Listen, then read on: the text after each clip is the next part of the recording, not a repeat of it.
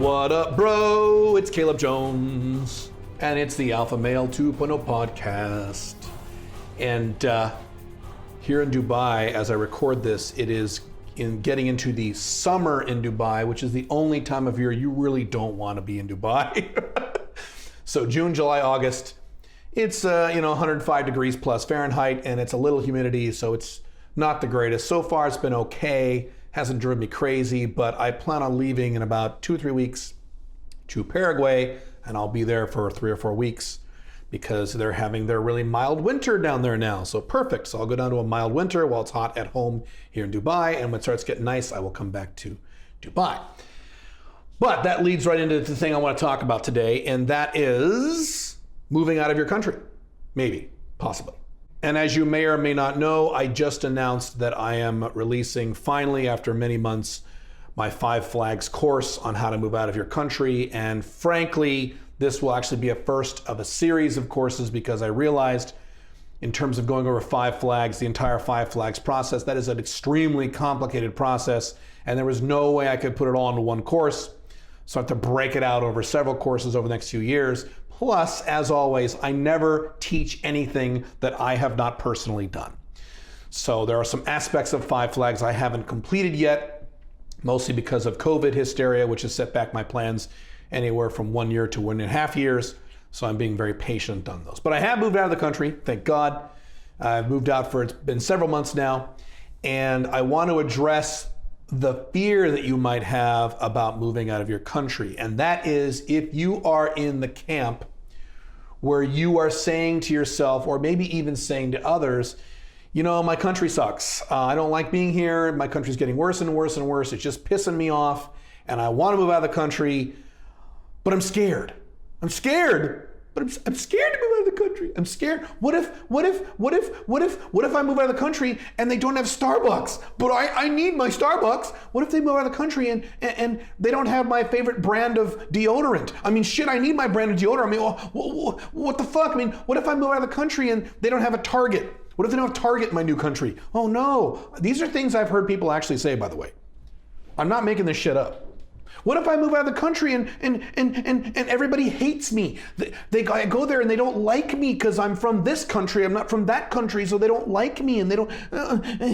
What if I move out of the country and I don't speak their language and I won't be able to do anything and I'll be fucked? And what if I go out of the country and I get sick and I need to go to the doctor? And everybody knows the only good doctors are in Europe and the United States. There are no other good doctors anywhere on the entire planet. Everywhere on the entire planet outside of Europe, the United States, or Canada, or Australia, anywhere else, as soon as you get sick, you just immediately die in your apartment because there are no good doctors. Or if you go to the doctor, they give you like staph infections and they inject you with the AIDS virus and you just die and pass out. It's horrible. So what if I get sick? What if I need a doctor? All right.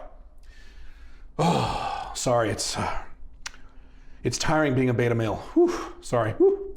Man, how do you betas do it? How do you live that way? Man, I would be so tired if I was a pussy beta. Jesus Christ. It takes so much energy to be worried all the time. God, and make excuses? God damn. All right, so let's address this. Let's address you being scared about moving out of the country. And as always, I'm gonna be as objective and as rational as I can, even though I realize that a lot of this is based in feelings and irrationality, and that's my first point, is that most of what you are feeling is not based in any fact. Most excuses I have seen men use about not moving out of their country or doing other 5 Flags type things, but moving out of the country really is kind of step 1 in most cases. Not always, but in most cases it is. Most of these excuses are the equivalent of the 5-year-old little boy who is scared of a monster under his bed. There is no monster under his bed, but he is terrified that there's a monster under his bed or in his closet. He's terrified. And many of your fears in terms of what may or may not happen if you move out of the country are literally in that category. You are afraid of things that are literally never going to happen, or if they happen, there are very, very simple workarounds for them that are not big deals at all. Now, I've lived in Dubai for several months now, and Have I encountered any problems whatsoever? Of course, I've encountered a few inconvenient little problems. But none of these problems were scary, none of these problems were showstoppers, and none of these problems were big deals at all. Not one. Not since I've moved. Not a single one. I just encountered a little one the other day. So right now I'm working on setting up bank accounts here in Dubai. And unfortunately in Dubai, it's a little complicated to set up bank accounts because historically, because Dubai has zero taxes, there's been a lot of money laundering and fraud here historically. So several years ago, all the banks cracked down on that. And so now to open a bank account requires a bunch of rigmarole. You can't just go to the bank and open an account in 5 minutes like you could in your country where you are already a citizen. Here in Dubai, first of all, you have to have a residency card, which took a while for me to get. And then you have to fill out some forms and they have to do a background check on you. You got to do a bunch of other bullshit. And I'm going through that right now. And because of that, it is a little difficult for me to pay my utility bill. Now I can pay for everything else, my American credit cards. So let me be clear about that first. Your credit cards in your home country, likely your Western country, will probably work just fine in the new country. My American credit cards and my American debit cards have worked all over the planet Earth, including in emerging market countries like in South America and places like that. I've never had a major problem doing this as long as I took the proper precautions first. Like, for example, you may have to go into your bank website and say, hey, I'm going to this country during these dates, so if I use the card there, don't freak out, don't block the card. You may have to do things like that, and that's fine. But I do those things. So I've never had a problem. But that being said, when you pay your actual utility bill here in Dubai and you try to use an American card, you get a bunch of errors. And so this just happened the other day. So I said, oh, fuck, I tried 2 or 3. I got lots of credit cards and lots of debit cards. I have an entire stack of debit cards because I have checking accounts all over the planet Earth, literally.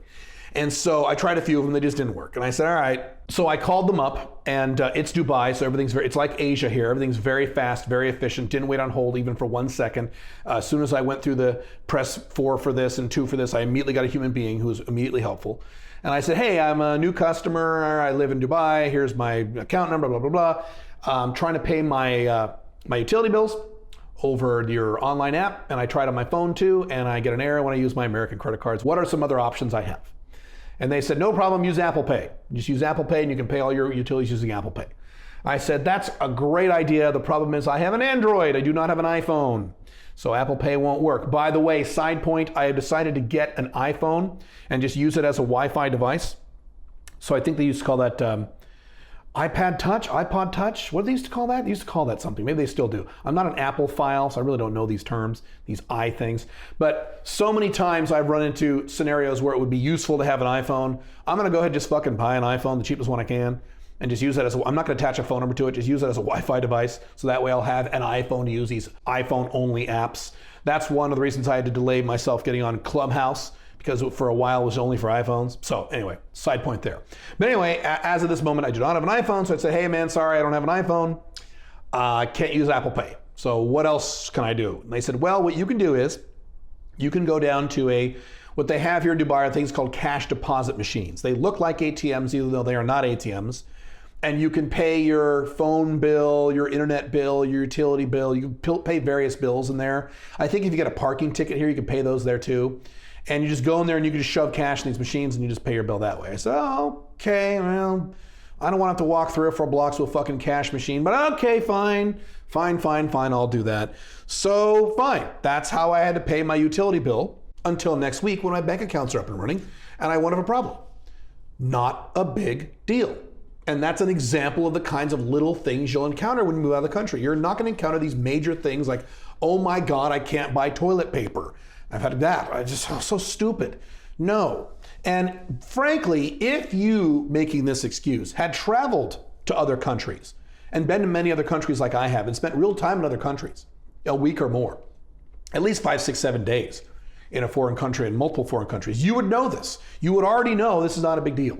And I see that a lot. Americans in particular are really bad about this, but I've seen some Europeans do this. Canadians, things like that, is that the problem is they haven't really traveled very much outside of their little spheres. You know, maybe if you're in Europe, you travel to a few other European, EU, Eurozone countries, and that's it. You never really traveled. You never really spent any time, significant time outside of your country in other countries. So when you say, well, if I move to this country, then this bad thing will happen, and that bad thing will happen, and that bad thing will happen, you're literally just talking out of your ass. You know what you're talking about.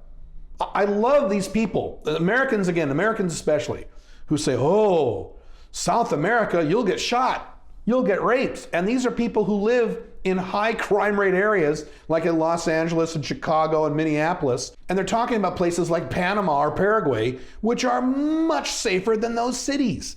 It's just hilarious. And of course, the people saying this have never been to South America and likely have never been outside the United States. Other than maybe, Mexico for a vacation or something in some really touristy area, which doesn't fucking count, in my opinion. Here's the next thing to allay some of your fears. People afraid to move out of their country, seem to think that when you move to your new country, you can never go back to your old country ever again. They say these things and make these stupid excuses as if once you move from, I don't know, the United States to Thailand, you can never go back to the United States ever again. Dude, you can just buy a fucking plane ticket and go back to your home country whenever the fuck you feel like it. Matter of fact, because my wife, unfortunately, is still in the United States, we're living separately for a few months, I've had to go back to the United States quite a few fucking times. And she's been over here a few times. There's been a lot of back and forth. So it's fine. Now, yes, you could say, well, Caleb, you have high income. You can afford these plane tickets. It's not a big deal. I don't have that much money. I can't afford these. Fine, then go back once or twice a year. And if, God forbid, you really can't find something really important to you, something stupid like your favorite brand of cologne or whatever the fuck you have a panic attack about, then when you go back to your home country, buy a whole box of them there and bring them back over to your country. I've had to do that with some of my testosterone stuff, some of my TRT stuff. Not all of it, but there's a few items here in Dubai that are not quite the same or radically different than what I need in terms of my testosterone replacement protocol that I have to get in the US. And yeah, when I go to the US, I get a big hunk of them and I bring them over here. And it's fine. Dubai doesn't fucking care. So that's fine. Do that. Always repeat to yourself, I can always go back home. I can always go back home. Matter of fact, let me extend that. Let's say you move to another country and your greatest fears become true and you hate it. You just hate your new country. Oh, I hate it here. Guess what, dude? You can move back. I know that's a shock, but you can move back to your old shitty collapsing Western country if you really fucking want to. Now, in my opinion, what you should do is move to a third country, another country. I don't think you should go back to the Western world. In my opinion, that's just my opinion. But you can move back to your old country. If you find you hate it, go back. A lot of young guys do that in their 20s, and I'm very envious of these guys. I wish I did this in my 20s. They live abroad for a year or two, and then they go back home. Great. See, there's not a lot of risk here. Moving out of the country in the modern era does not introduce a lot of risk. The only time that might be true is if you're moving to a legitimately dangerous country. And as I talk about in my upcoming 5 Flags course, those are actually pretty rare these days. In terms of the number of countries, the number of regions of the world, there aren't that many super, super dangerous countries. Most places in the world are very, very, very safe. They're very safe. And the ones that are not very safe are moderately safe as long as you do certain things and don't do anything stupid. Truly dangerous countries, like Nicaragua, El Salvador, places like that, Guatemala, a lot of places in Central Asia, a few places in Africa, 1 or 2 places in the Middle East, and that literally is it. It's 1 or 2 places, not the entire Middle East, but a few places in the Middle East, yes, are legitimately dangerous. Then guess what? You wouldn't move there. So that's not even a focus for discussion. I don't think a lot of you are going to move to North Korea anytime soon. I don't think you're going to move, right? I don't think you're going to move to Nicaragua. I just have a feeling that's probably not the country on your radar, right? Right. So that's not relevant. Countries are safe. I have been all over the world. I have been to every continent in the world minus Africa, and I'll hit that when COVID relaxes. I'll be in Africa probably next year. I have been to, I forget the number now, 80 different cities all over the planet Earth. Never once have I felt unsafe.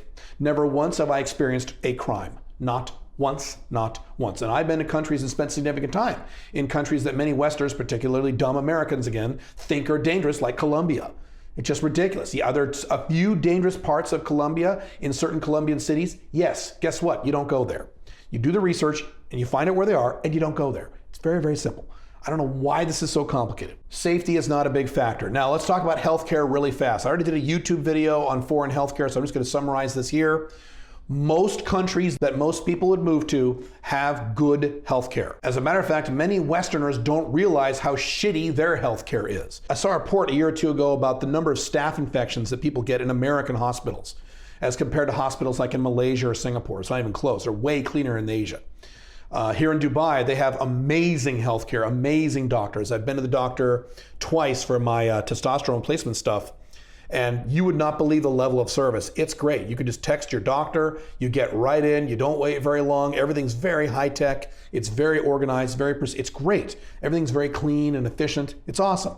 But Caleb, that's in Dubai. And what if you moved to like South America? Even in South America, even in low-end South American countries, there are always, every major city has, and I've mentioned this in my YouTube video, one or two or more classy, expensive, quote unquote, for the people who live there, not for you from the West, expensive, nice hospitals or doctor's offices that are geared toward foreigners visiting that country, Westerners in particular, or rich people in that country. And you're able to find those, you just locate those and it's okay. And again, if you're just horrified and you want to get your annual checkup in your home country, then fucking fly back to your country once a year and get your checkups there. If you're that paranoid, that's kind of silly in my view, but if you have the option of doing that, perfectly fine. This is outside completely the topic of medical tourism, where you can actually get better or equivalent healthcare for specific procedures that are not urgent in other countries outside the United States and Europe for literally sometimes 1/5 the price. Well, if it's 1/5 the price, the doctors suck. No. These are doctors who are either from or trained in the United States or Europe, usually the UK. So incorrecto, dude. Dental procedures, surgical procedures, all kinds of stuff you can get really, really cheap in very high quality, matter of fact, sometimes better quality clinics that you can find in the West for 1/3 the price, 1/5 the price, 1/4 the price, and so on. Here in Dubai, side point, a lot of women here in Dubai for their augmentations, like their fake tits and their Brazilian butt lifts and their fake lips and shit like that, they go to Turkey, they go to Istanbul, where it's very, very high quality there. They know exactly what they're doing over there in terms of these procedures, and they're really inexpensive. Far less expensive than anything these women can find in Europe. Most of these women are from Europe, Russia, places like that. So that's just one little example. Here's another fear, and this one actually has some foundation in fact. So this one I don't make fun of as much. And that is, yes, I want to move out of my country, but there are so many options, and it is such a complex topic. I have no idea where to begin. I don't know where to start. I have so many choices, and I don't know what I like and what I don't, and things like that. Bingo, buddy. Bingo, dude. Buy my course. Very simple. When my course comes out in a few weeks, go ahead and get it. That is exactly what that course is designed for. I spend a few hours of that course going through the entire planet Earth, every single country and or region, the pros and cons of moving to that country. Would it be a good idea to move to that country? Under what conditions would you move to that country? And it's also a factor of you. Young guys looking to get laid have different priorities when they move out of the country than maybe guys my age who are married and just want to settle down and relax. So I cover all that in the course. Get that course. Plus, there are lots of other resources too. Nomad Capitalist, my buddy Andrew, he's a great resource. Simon Black, he's a great resource. Doug Casey, he's a great resource. There's a lot of resources you can tap into. Now, is it complicated? Yeah, it is. I'll be honest with you, it is. That's why I'm going to produce more and more materials for this to make this less complicated for you. But yes, it's going to require some research. It's okay. Do the research. That's what I've been doing the past 8 years. Now, you don't need to do 8 years of research like I have, because I'm not just moving out of my country. I'm doing full-on 5 flags, which is way more complicated than just moving out of your country. But as I've talked about in the past, 5 flags, full-on 5 flags, is mostly for men with higher incomes. You need to be making at least, around $200,000 a year to make it worthwhile. And I have a feeling most of you don't make that kind of money. So 5 flags shouldn't even be on your radar, at least at the moment. Moving out of your country, yes. 5 flags, maybe not, or maybe bits and pieces of 5 flags. So it's a lot more simple for you to move out of the country than it was for me, because my country has to plug into this very big, expansive macro plan called 5 flags. So yes, it's a little complicated, and yes, you gotta do some research, but not nearly as much as you think. And when people say, oh my God, but there's 200 countries in the world, which one do I move to? Only a small percentage of those countries are good countries for someone like you to move to. I don't mean anyone to move to, I mean you. Again, you, based on your age, where you are in life, your budget, your income. For example, if you make a very low income, you probably don't want to move to Dubai like I did, right? Another example, if you make a higher income and you're a guy who's like in his 50s or 60s and you're married and you have kids, you probably don't want to move to fucking Brazil, right? You probably don't want to move to a crazy party country like that, right? So based on who you are, that narrows down the number of countries that would be compatible for you to live in. And out of the 200 countries, it's like 190 something odd plus whatever countries, only a small number of those, maybe 10, 15, 20 of those would make sense for you to move to. And I promise if I sat down and went through this with you one-on-one and we narrowed down those 20 countries, which I could do pretty quickly just by asking you a few questions. As we went through those 20 countries, you would very quickly eliminate a bunch of those 20 and you'd get down to maybe 5 countries. Perfect, those are the 5 you work with. And I talk more about this in the course. So yes, when you start from zero and you look at that map of the world, it seems a little intimidating, but it really is not as complicated as you think. It really isn't. Do you think I was looking at moving to, 47 different countries? No, it was a small list. Even when I first got started, the list was at its largest. It was probably, 15 countries. And I narrowed that down pretty damn quick. So it's not that big of a deal. The next fear or excuse that I hear are guys who say, well, I would love to move out of my country, but, and then they talk about other people in their life. But what about my mom? But I have friends here. What about my friends? But I have a girlfriend. God forbid. I have a girlfriend. Oh, great. Fucking girlfriends. I have a girlfriend. What do I do about her? Or maybe you're an alpha male 2.0. I got, 3 FBs and 2 MLTRs all in rotation. I got to start all over when I move out of the country? The answer to that is yes, but it's not a big deal. And plus, you may encounter better and higher quality women when you move out of your country. Most people in the West do. That's a whole different topic for another time, but trust me, ooh, baby, I'm at the point right now, where the only woman I'm having sex with who is an American is my wife.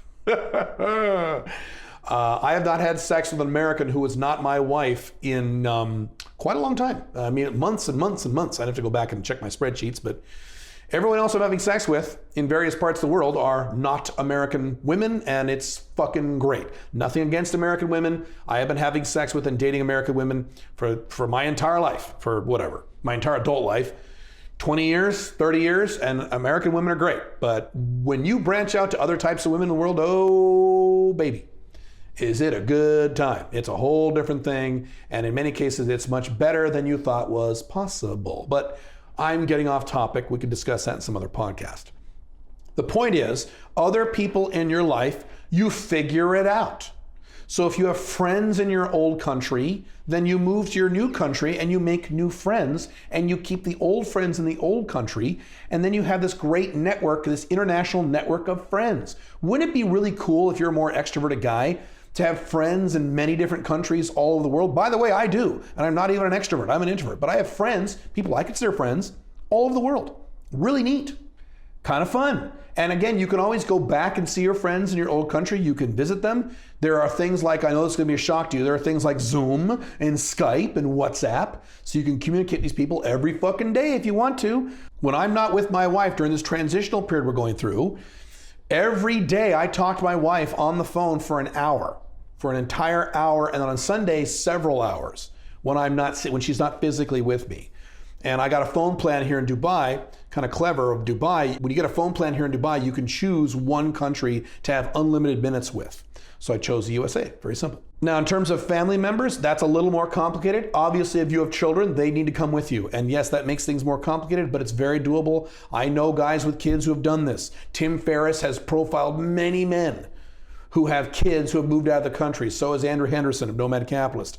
Yes, that's perfectly doable. If you have a mother, that's a whole different thing. That's a podcast in and of itself. Matter of fact, I have discussed that. Well, if you have other siblings, is your mother an adult? Are you really responsible for taking care of your mother for the rest of your life? That's a very big topic another time, but you see my point, I hope. So yes, other people can be a factor, but that again is a mitigatable and overcomable problem. Is that a word, overcomable? I don't know, I just made it up if it's not a real word. That is not a showstopper to me. It just isn't. And I realize that I'm an INTJ and I'm an introvert, and other people may not be as important to you if you have a more emotional personality or if you're more of an extrovert. I understand. But I personally know guys who are not only extroverts, extreme extroverts, who have moved out of their countries and they're having a great, great, great, great time. Dude, you're an extrovert. Move to South America. You will have the time of your life down there. Move to Southeast Asia, dude. You will have the time of your life. Hell to the yes. Oh, you'll be just fine. Don't worry. So don't use friends, family, other people in your life as an excuse. It really is not that big of a deal once you sit down and figure out all the angles. It really isn't that big of a deal at all, no matter how close to these people you may think you are or how dependent these people are on you. And you know what? The last thing I'll say about this is that courage is not about not having fear. You've heard that with a lot of self-help material talks about this. Courage is not the absence of fear. Courage is feeling the fear and doing it anyway. So are you going to have some little fears as you move to your new country? Probably you will. I mean, I didn't, but I'm an international guy to begin with, so this is just kind of natural for me, but I'm in an odd category.